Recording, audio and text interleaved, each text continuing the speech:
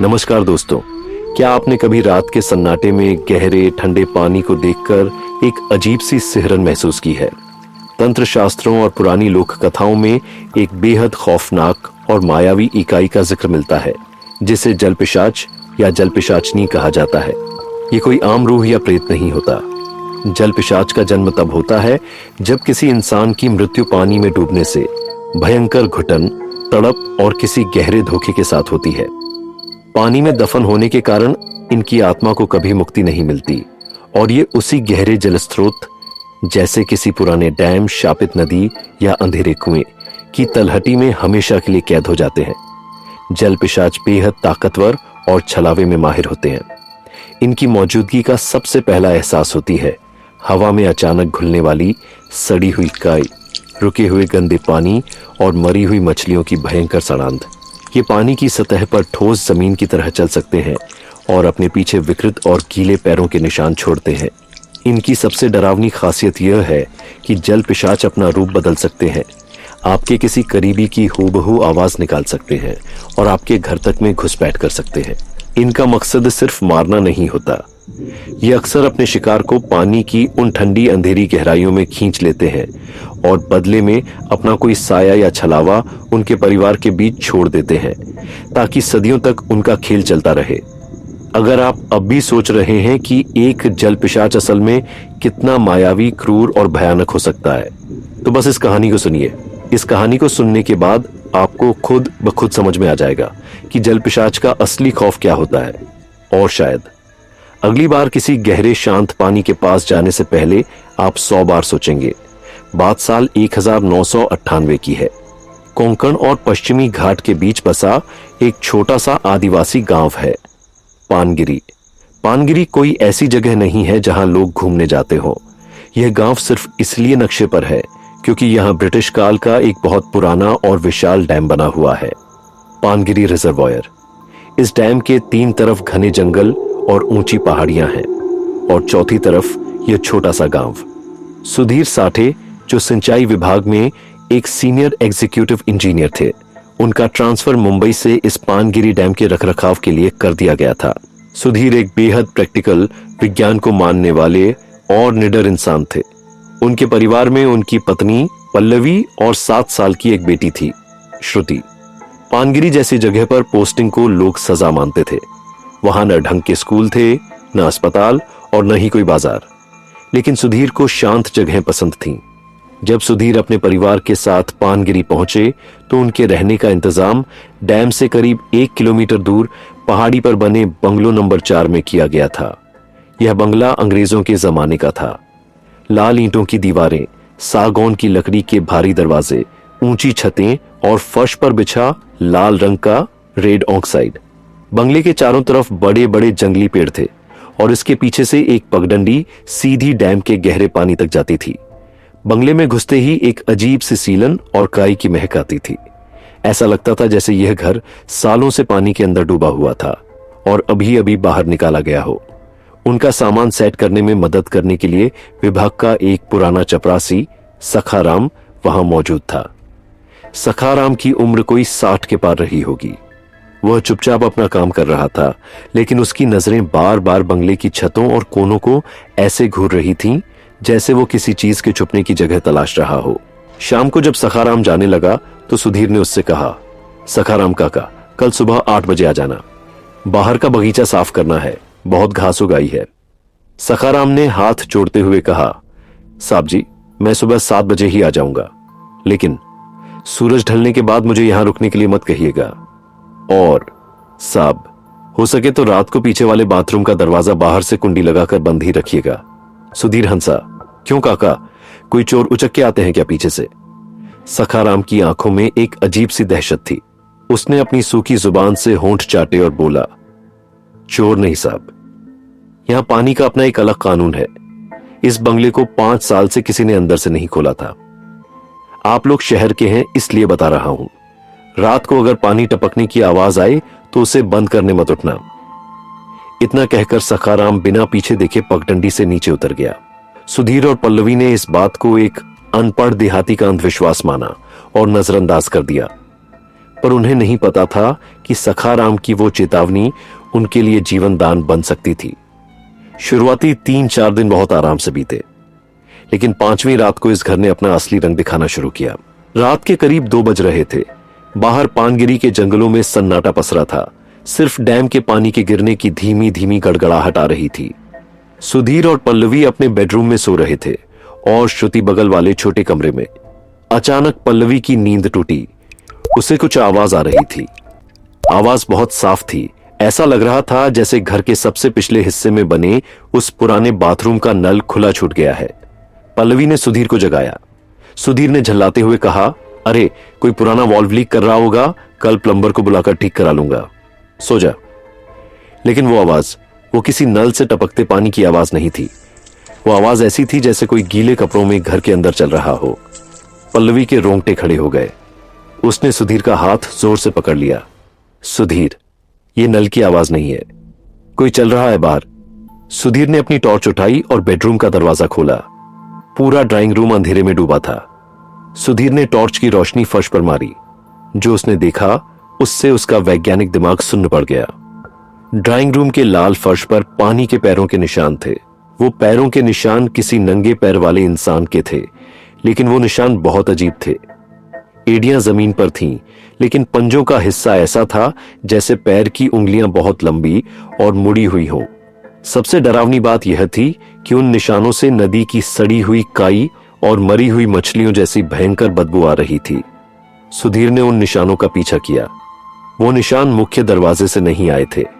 वो निशान उसी पिछले बाथरूम के नीचे से निकल कर आ रहे थे जिसके बारे में सखाराम ने चेतावनी दी थी। और वो निशान जा कहां रहे थे? श्रुति के कमरे की तरफ। सुधीर का दिल बैठ गया। वो दौड़कर श्रुति के कमरे में घुसा। श्रुति अपने बिस्तर पर गहरी नींद में सो रही थी, लेकिन श्रुति के बिस्तर के बिल्कुल पास फर्श पर पानी का एक बड़ा सा तालाब जैसा बन गया था, जैसे कोई गीला इंसान अभी अभी वहां खड़ा होकर श्रुति को देख रहा हो। सुधीर ने तुरंत पल्लवी को बुलाया। दोनों ने पूरी रात जाग कर काटी। सुधीर ने खुद को समझाया कि शायद यह छत से रिसता हुआ पानी होगा, हालांकि छत बिल्कुल सूखी थी। अगले दिन सुधीर ने सखाराम को पकड़ लिया। सखाराम, सच सच बता, इस बंगले का क्या चक्कर है? रात को यहां कौन आया था? सखाराम सुधीर के पैरों में गिर पड़ा और रोते हुए बोला, साहब जी, मैंने कहा था ना यहां मत रहिए। यह घर मनहूस है। 5 साल पहले यहां जो इंजीनियर साहब थे, श्रीकांत काले, उनकी बीवी का पैर पीछे डैम में फिसल गया था। गोताखोरों ने 15 दिन तक डैम का कोना कोना छान मारा, लेकिन उनकी लाश नहीं मिली। काले साहब पागल हो गए थे। वो कहते थे कि रात को उनकी बीवी डैम से निकलकर घर आती है अपने गीले कपड़ों में। वो अपने साथ पानी लाती है साहब। एक दिन काले साहब ने इसी घर के पंखे से लटक कर जान दे दी। सुधीर की रीढ़ की हड्डी में बर्फ सी जम गई। उसने तय किया कि वो कल ही पल्लवी और श्रुति को वापस मुंबई भेज देगा और खुद गेस्ट हाउस में शिफ्ट हो जाएगा। लेकिन किस्मत को कुछ और ही मंजूर था। उस दिन शाम होते होते पानगिरी में मौसम अचानक बिगड़ गया।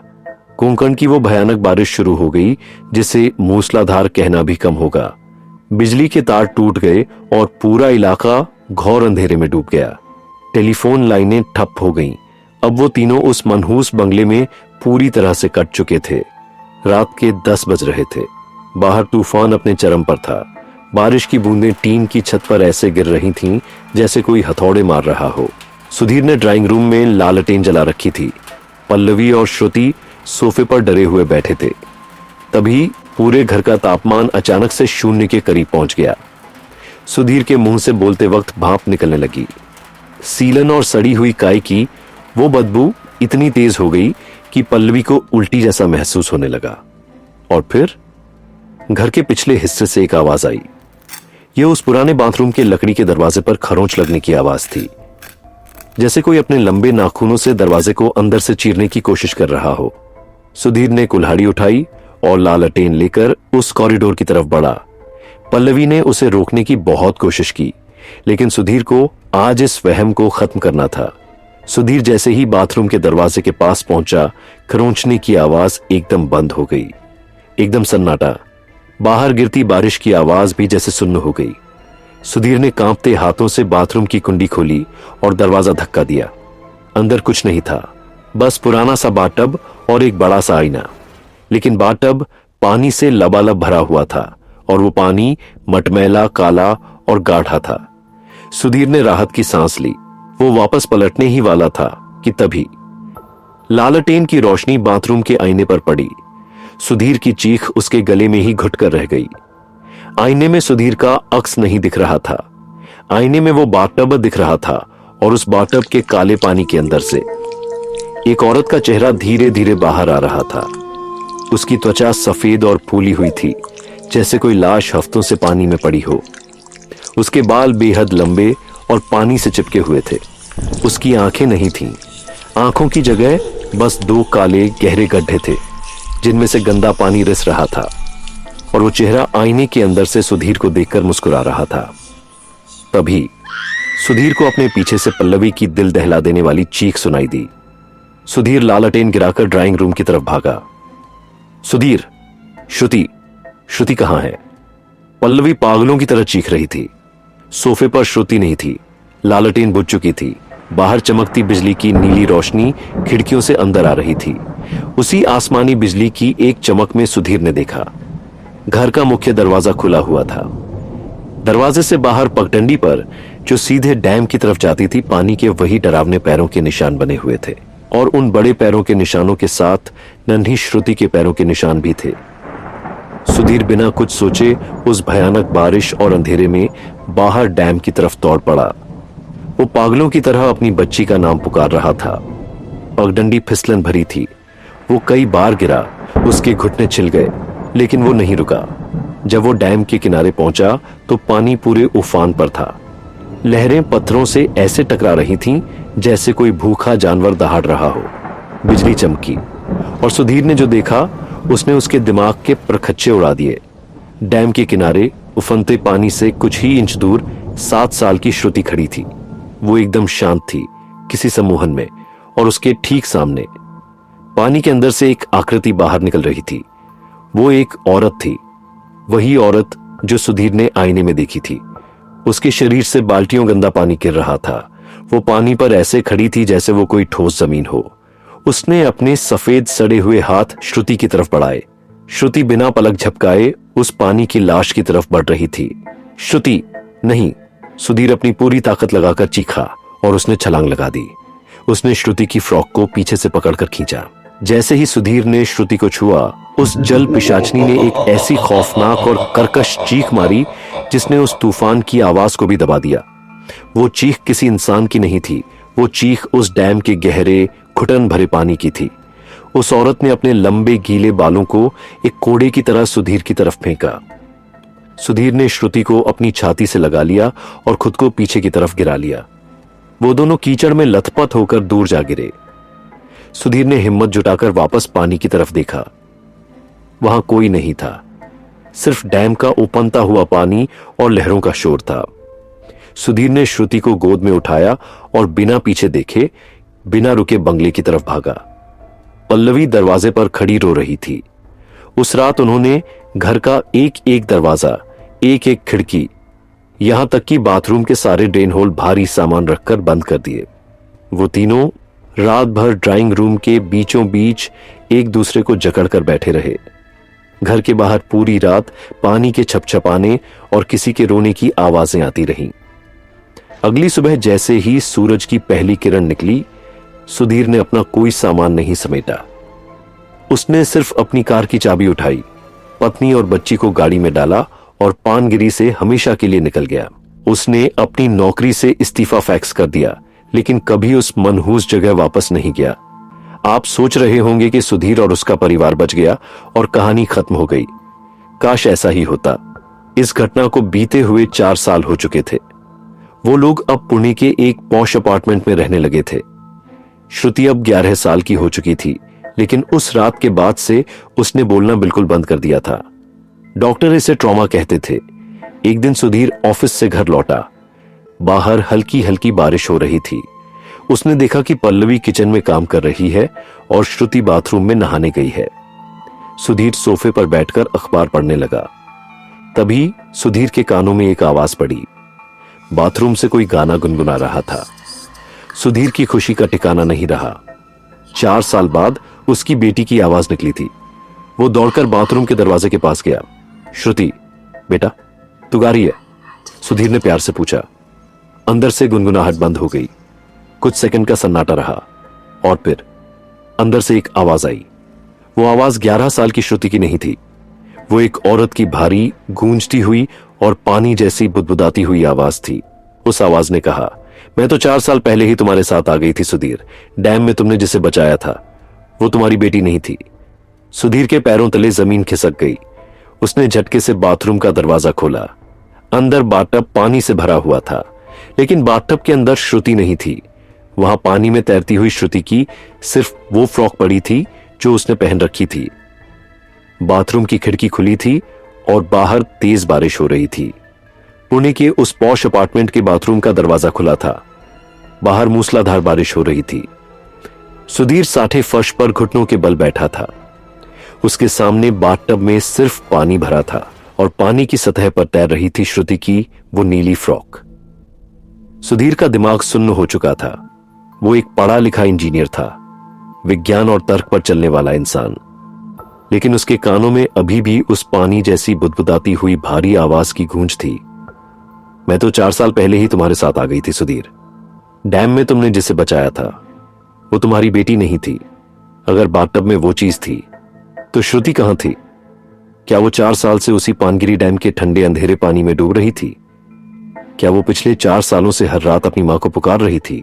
तभी ड्राइंग रूम से पल्लवी के कदमों की आहट आई। सुधीर, क्या हुआ? श्रुति नहाकर बाहर नहीं आई क्या? सुधीर ने झटके से पीछे मुड़कर देखा। पल्लवी दरवाजे पर खड़ी थी। सुधीर की आंखों से आंसू बहने लगे। उसने कुछ नहीं कहा, बस खाली बाथटब और खुली खिड़की की तरफ इशारा कर दिया।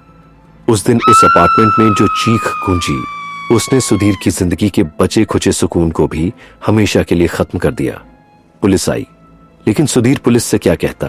क्या वो कहता कि साहब, एक पानी का भूत मेरी बेटी की शक्ल लेकर 4 साल से हमारे साथ रह रहा था और आज वो नाली के रास्ते या खिड़की से बाहर बारिश में बह गया। पुलिस ऐसी बातों को नहीं मानती। पुलिस के लिए यह एक सीधी सी किडनैपिंग या बच्ची के घर से भाग जाने की रिपोर्ट थी। उन्होंने सुधीर पर ही शक किया। पुलिस की पूछताछ, पड़ोसियों की चुभने वाली नजरें और अपनी ही बेटी को न पहचान पाने का जो मानसिक बोझ था, उसने पल्लवी को गहरे कोमा और डिप्रेशन में धकेल दिया। पल्लवी को एक मानसिक आरोग्यशाला में भर्ती करना पड़ा। सुधीर अब बिल्कुल अकेला था।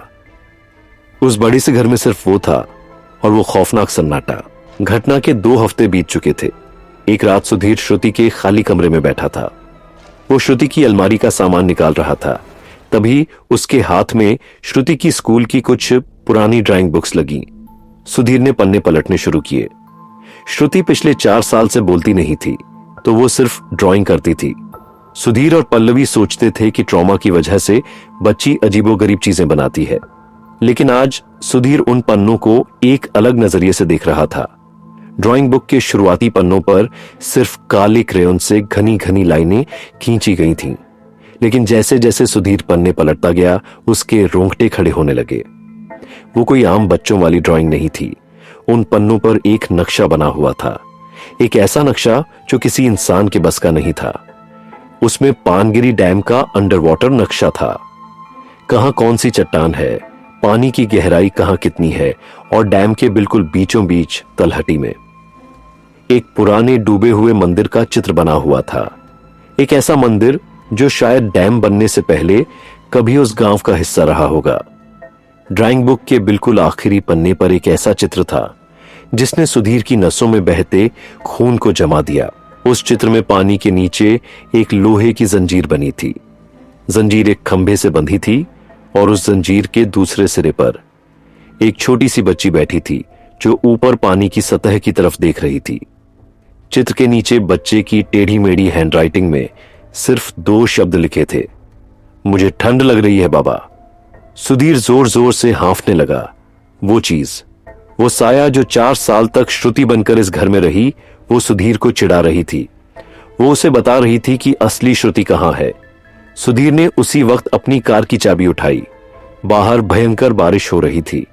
मानसून अपने चरम पर था। ठीक वैसा ही मौसम जैसा 4 साल पहले पानगिरी में था। सुधीर ने अपनी कार स्टार्ट की और पुणे से कोंकण के उस श्रापित गांव पानगिरी की तरफ निकल पड़ा। सड़कें सुनसान थीं, गाड़ी के वाइपर पूरी तेजी से चल रहे थे, लेकिन सुधीर को ऐसा लग रहा था जैसे कार की पिछली सीट पर कोई गीले कपड़ों में बैठा है। उसे बार बार सड़ी हुई काई की बदबू आ रही थी, लेकिन आज सुधीर डरने वाला नहीं था। एक बाप का गुस्सा और अपनी बच्ची को बचाने की तड़प किसी भी खौफ से बहुत बड़ी होती है। सुबह के 4 बजे सुधीर पानगिरी पहुंचा। गांव अब आधा खाली हो चुका था। वो सीधा सखाराम के घर गया। सखाराम अब काफी बूढ़ा और बीमार हो चुका था, खाट पर पड़ा था। सुधीर ने जाकर सखाराम का कॉलर पकड़ लिया। काका, मुझे सच जानना है, उस डैम के नीचे क्या है? वो कौन सी औरत है जो काले साहब की बीवी को खा गई और मेरी बच्ची को ले गई? मुझे सच बता, वरना मैं आज तुझे भी इसी पानी में फेंक दूंगा। सखाराम खांसते हुए रोने लगा। उसने सुधीर के हाथ पकड़े और बोला, साहब जी, मैंने आपको मना किया था। वो काले साहब की बीवी नहीं थी। काले साहब की बीवी को भी उसी ने मारा था। वो बहुत पुरानी है साहब, बहुत पुरानी। सखाराम ने जो खौफनाक सच बताया वो अंग्रेजों के जमाने का था। जब पानगिरी डैम बन रहा था तो ब्रिटिश इंजीनियरों ने कई गांव वालों की जमीनें हथिया ली थीं। उसी जगह पर एक बहुत पुराना देवी का मंदिर था। मंदिर की पुजारिन एक औरत थी जिसका एक ही छोटा बच्चा था। जब गांव वालों को हटाया गया तो उस पुजारिन ने मंदिर छोड़ने से मना कर दिया। अंग्रेज अफसरों और ठेकेदारों ने क्रूरता की हदें पार कर दी। उन्होंने उस औरत के छोटे से बच्चे को उसी के सामने मार डाला और उस औरत को मंदिर के ही एक खंभे से लोहे की जंजीर से बांध दिया। फिर उन्होंने डैम के दरवाजे खोल दिए। पानी का उफान आया और पूरा मंदिर, वो औरत, सब कुछ जिंदा उस गहरे पानी में दफन हो गया। सखाराम कांपते हुए बोला, साहब, वो कोई भूत नहीं है, वो पानी का श्राप है। वो जल पिशाच बन चुकी है। उसे अपने मरे हुए बच्चे की जगह दूसरे बच्चे चाहिए होते हैं। वो डैम के पास आने वाले बच्चों को खींच लेती है और बदले में अपना साया उनके घर भेज देती है ताकि किसी को शक ना हो। आपकी बेटी उसी डूबे हुए मंदिर में है साहब। सुधीर ने सखाराम को छोड़ा और बाहर निकल आया। बाहर आसमान से पानी ऐसे गिर रहा था जैसे आज प्रलय आ जाएगी। सुधीर सीधा डैम की तरफ भागा। पानगिरी रिजर्वायर आज उफान पर था। डैम के सायरन बज रहे थे क्योंकि पानी खतरे के निशान से ऊपर था। चारों तरफ घुप अंधेरा था। डैम के किनारे एक छोटी सी मेंटेनेंस बोट बंधी हुई थी। सुधीर ने नाव की रस्सी काटी, नाव में बैठा और चप्पू चलाकर उस गहरे काले पानी के बीचों बीच जाने लगा।